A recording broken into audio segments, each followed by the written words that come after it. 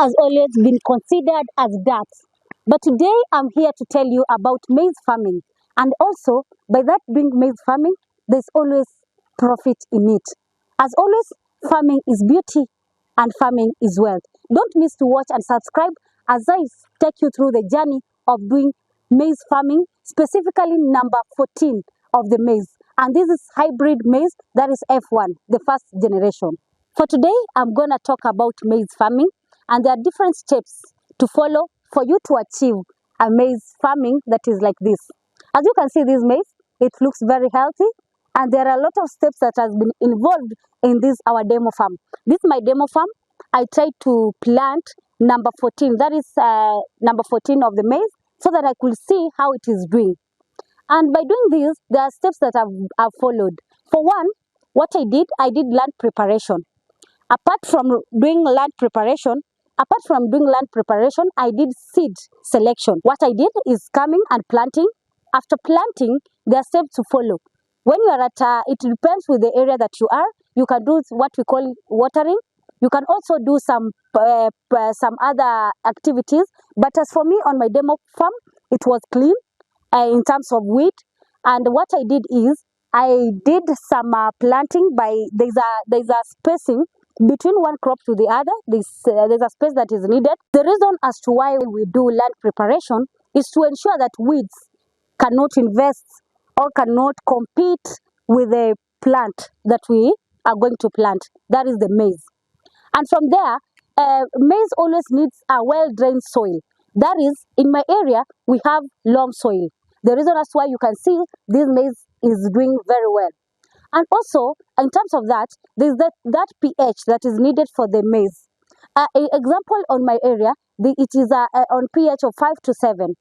That is very okay. It means it's very okay when it comes to farming. When it comes to fertilizer application, when you're planting the first time, what you need to do, when you have dug your hole of planting, you need to put fertilizer. That's at least a teaspoonful of the fertilizer. The fertilizer that we use for the first time is DAP, diammonium phosphate. That is supposed to be used. From there, you cover a little bit with some soil, and then you put your maize, the planting, that is the maize that you plant. The maize that you plant, it depends with the where you are and also the spacing that you've done. You can put one per hole or two per hole. That is what is needed. And after that, when it has grown to some months or some weeks, that is 3 weeks, 3 weeks or so, you apply CAN. Here in Kenya, where we are, and basically here in Kisii County, what we normally do, when you plant maize is usually planted at the onset of rainfall. Maize always needs rain. Not too much of rain and not the dry season. It's always on the onset of rain. In terms of fertilizer application, you need to use DAP, diammonium phosphate, for the start of planting. That is, you follow the steps that is needed. After 2 to 3 weeks, if your farm is clean, it doesn't have some weeds, you can also apply CAN. CAN is known for top dressing, which helps in boosting the plants. After that, you can do weeding after a month. That is, you can check on the weeds, you can remove the weeds, and also the plant, you can be checking it day to day. When it comes to spacing of this type of maize, that is, as I've told you, we need to do hybrid. As for me, I always prefer hybrid. The reason why I prefer hybrid maize is because when it comes to harvesting, there is a lot of yield. That is, approximately an acre is supposed to produce at least 30 sacks plus of maize. That is the reason why I always choose hybrid maize. When it comes to planting, there is always spacing. You need to do a spacing. For my farm here, between rows, I've done 75 centimeters, and from a plant to other plant is 30 centimeters. The reason as why we do that is because this maize needs a lot of, it needs space so that it can breathe very well. It can also help the plant to look for food That is the nutrients that is supposed to feed on at the soil. So the spacing is very key and very essential. When you reduce the space, obviously the results is going, or all the results, or rather the harvesting time, you'll get lower yields. The reason as to why you get lower yields is because the spacing did not, okay, the when it looks for nutrients at the soil, they competed so much in that none of the maize got the essential nutrients from the soil. Some of the common asked questions like, how much fertilizer do I have to apply in my farm at an acre? How much or the quantity of the maize that I'm supposed to plant at my farm? The quantity is, when per acre, the DAP you are supposed to use 50 kg. That is a bag of fertilizer. And also you need to have 10 kg of the maize. If you do proper spacing, that is 75 by 30, it means a bag of fertilizer is gonna go there, and also 10 kg of maize is going to go there. So check on the spacing and also check on that. And per hole, as I told you, at least 2. There are those others who like going for 3, 4, 5. Is not the right recommendation. You need to do 1 or rather 2. That is 2 seeds per hole. Some of the common questions again when it comes to those pests and diseases that affect the maize. Most, as you can see, my maize here, my maize plantation is very clear. It doesn't have any other type, or it doesn't have any disease. As you can see, it's very green and very okay. But there are most common questions people are asking. Why do I get my maize having some holes at the leaves?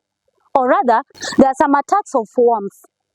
If you get attacks of worms, it means there's a disease. But most common disease here, or most common pests and diseases that affect the maize, is we call fall armyworm.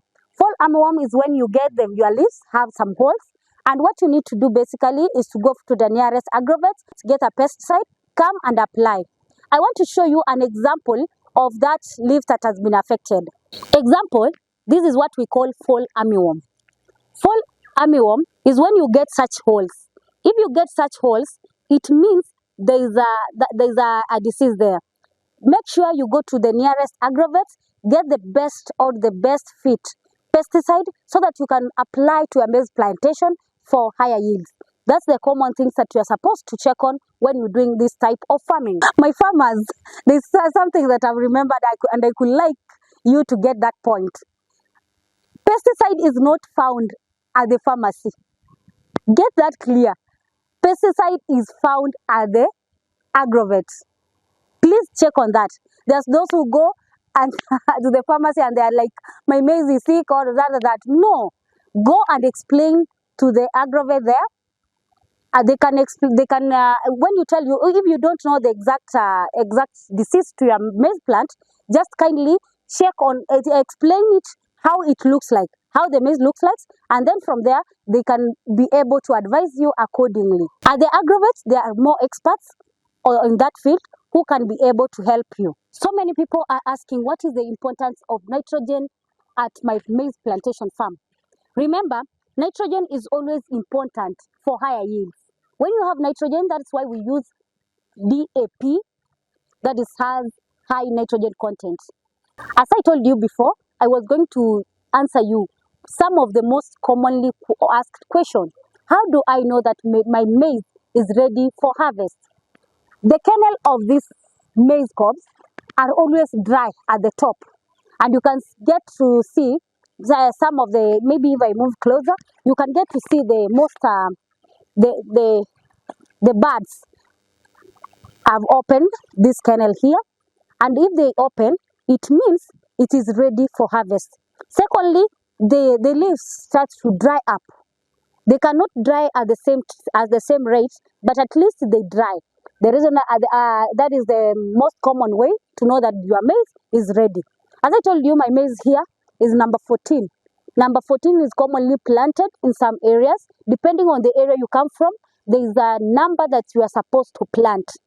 And that is, you are being advised by those experts who are in charge of this type of plant or this type of crop.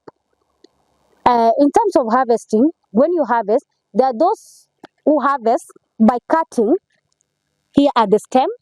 You cut at the stem. Before they dry up, you cut at the stem. You put them in bales. You leave them at the farm so that they dry up, and so that you remove the maize from the cobs. And again, if you cannot be able to do that, if you cannot be able to do that, you can wait until they dry up completely. That is the leaves. You get to see the leaves are completely dry, and also the kernel here, and also the maize itself, the cobs here, they get to dry. As they dry, you have to harvest from them. People are asking, how can I know, or how can I determine the bags I'm going to harvest per acre? As I said, when you follow the steps that are needed, it's very common that you are going to harvest more. The more you take care of your maize at the farm, the more you are going to harvest. That is, per acre you are supposed to get at least 30 to 36 sacks of maize. And again, the most commonly question asked, how long does it take for your maize to be ready for harvesting? It depends on the type of maize you plant. As I told you, there are hybrid and there are those katumani. Katumani types are not hybrids. Hybrids are the numbers I've told you. Number 13, 14, 28. There are so many numbers there according to the place you are. As I told you, my farm ID number 14, the reason as to why you can see the results is positive. They are not yet mature enough, but you can see at least every maize plant has 2 maize. As you can see, this one and these 2. This is the importance of doing hybrid. So many people would like to know what is hybrid. Hybrid is basically crossing it's a first generation, crossing of 2 breeds that are the best. They come out with first generation. But when we talk of non-hybrid, those that are common that you can plant from, you can harvest this maize and plant it. That's not first generation. Why I'm saying that is not first generation is when it comes to harvesting, the result will be low. By that I mean, if an acre you're supposed to, an hybrid, you're supposed to get 30 sacks, it means when it comes to an unhybrid, you're going to get at least 5 to 10 sacks. You see, the results are low.